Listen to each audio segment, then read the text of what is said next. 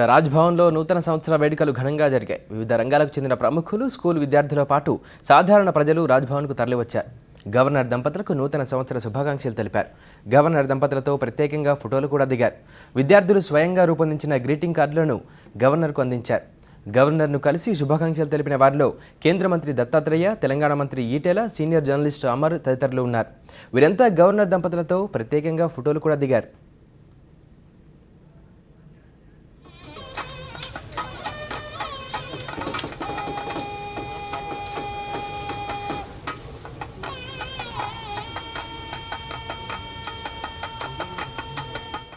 ఆంధ్రప్రదేశ్ తెలంగాణ రాష్ట్ర ప్రజలందరికీ నూతన సంవత్సరం శుభాకాంక్షలు.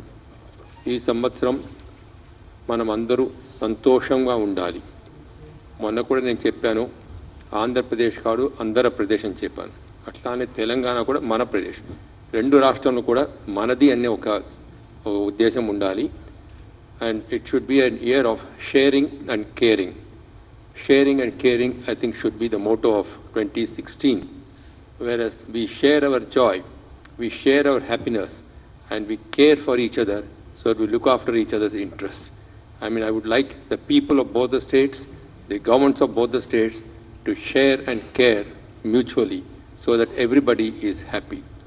This is a year of dedication, a year of commitment, a year of fulfillment, and a year of achievement. This is what 2016 is going to be for both the Telangana and Andhra Pradesh states. I would once again wish both the governments and the people of the two states of Andhra Pradesh and Telangana the very best of everything. May this year lay the foundation of an extremely strong state of Andhra Pradesh and Telangana, which will keep the flag flying all over the country.